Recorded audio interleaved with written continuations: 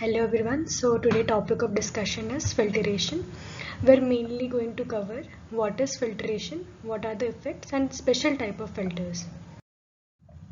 Moving towards the introduction to filtration, it is a process of removing the unuseful radiation, that is by absorbing the low energy photons, thus decreasing the patient dose and improving the image contrast. Filtration is mainly removing of low energy photons. In diagnostic X-ray, beams are polychromatic. We have two types of beams, that is monochromatic and polychromatic. Monochromatic are the beams which have similar energies, whereas polychromatic are the mixture of high and low energies. As this radiation passes through a patient, most of the lower energy photons are absorbed in the first few centimeters of tissue, and only the higher energy photons penetrate through the patient to form an image.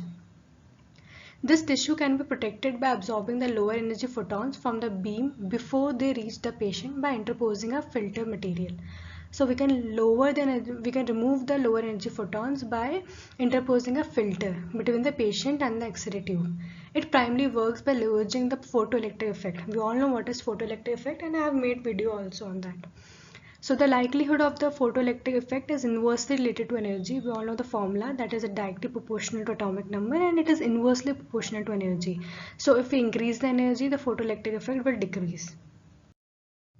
Filtration hardens the beam and increases average energy. By this line we mean as that only the high energy photons are able to reach the patient. So this high energy photons is hardening the beam and it is increasing the average energy. It enhances the contrast, improve image quality. If the low photons will be absorbed by the patient, it will cause little bit of noise of the film. In radiological examination, the X-ray beam is filtered by absorbers at different levels. These are as follows. First, we have the X-ray tube and its housing, which we call as inherent filtration, which is already present in the X-ray tube. Then is sheet of metal placed in the path of the beam, that is added filtration.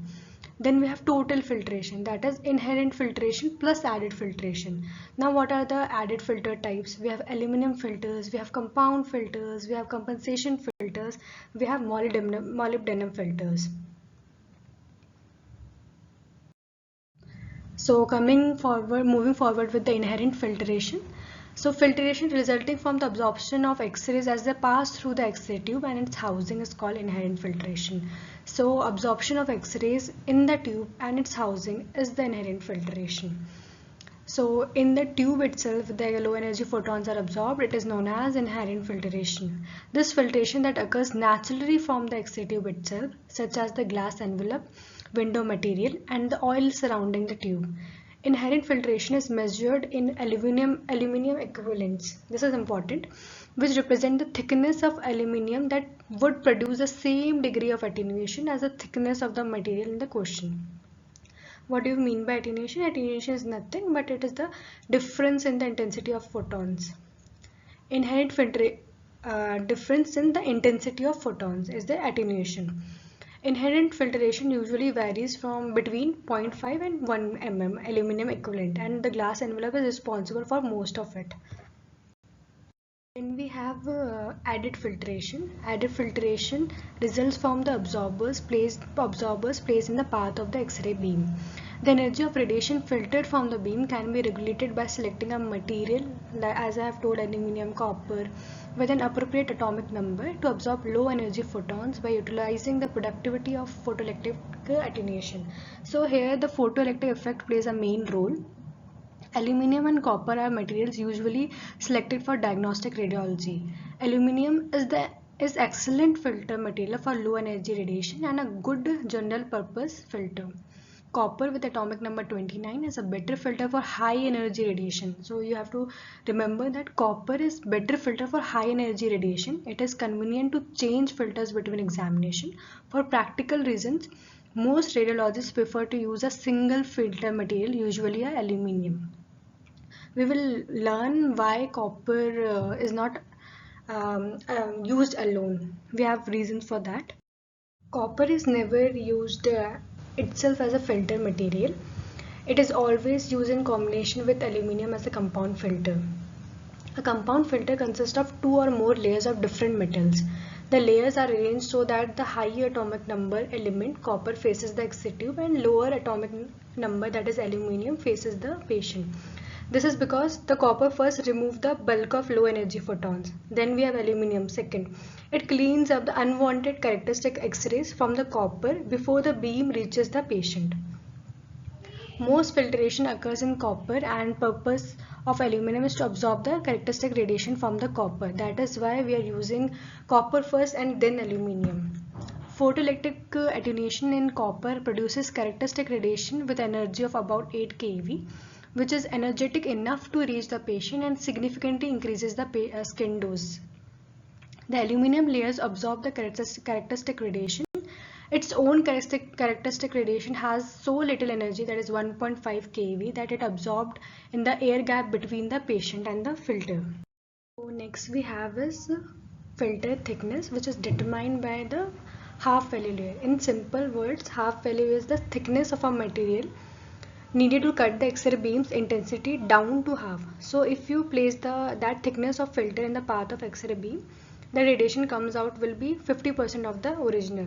So if the half value is higher, which means that beam is more penetrating, and if it is lower, which means the beam is less penetrating, that is, it is a soft beam.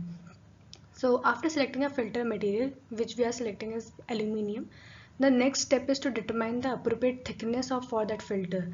The percentage of X-ray attenuation with 1, 2, 3 and 10 mm of aluminium for photons of various energies shown below. So this is the percent attenuation of monochromatic radiation by various thickness of aluminium filtration. So in this diagram we can see inherent filtration, we have 0.5 mm aluminium, then we have added filtration, then mirror, and then total is 2.5 aluminium filtration. So in this we have to remember that above 70 kVp we will use 2.5 mm aluminium. For 50 to 70 we will use 1.5 mm aluminium. Below 50 kVp we will use 0.5 mm aluminium. The National Council on Radiation Protection and Measurement, it has recommended the following total filtration for diagnostic radiology. This figure include both inherent and added filtration. Now we'll read what are the effect of filtration. So the effect of aluminum filtration on 90 kVp polychromatic X-ray beam is shown graphically. So the unfiltered beam is composed of spectrum of photons, many of which have energies in the 10 to 20 kV range. The highest point in the curve occurs at 25, like here, 25 kV. Filtration reduces the total number of photons in the X-ray beam. So this is the area under the curve. But more importantly, it selectively removes a large number of low energy photons. So this is unfiltered, this is filtered. It has removed all the low energy photons. So the intensity on the lower energy side of the curve left is reduced. So towards the left it has reduced because we are having high energy photons. So on the high energy of side of the curve, that is right, and the highest point in the curve is shifted from 25 to 35 keV. 25 to 35 approximately, here it has shifted. The overall effect is an increase in the mean energy of the X-ray beam. It has increased the mean energy of the X-ray beam.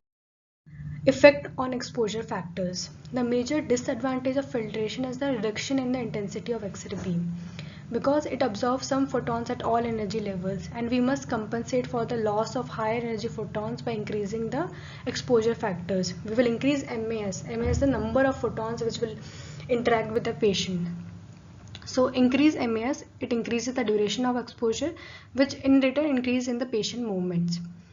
Even when it is necessary to increase exposure because of filtration, the patient receives less radiation than he would from an unfiltered beam. The X-ray tube puts out more photons, but the filter absorbs many of them. X-ray tube will give all the amount of photons, high and low, but filter will absorb many of them, like low energy, and the total number of reaching the patient actually decreases. We have compensation filters. A compensation filter, it may be attached to the tube to make the exposure across the film more uniform and compensate for the large difference in the transmission. So these are wedge type. We have different types of compensation filters, which you can see in the diagram.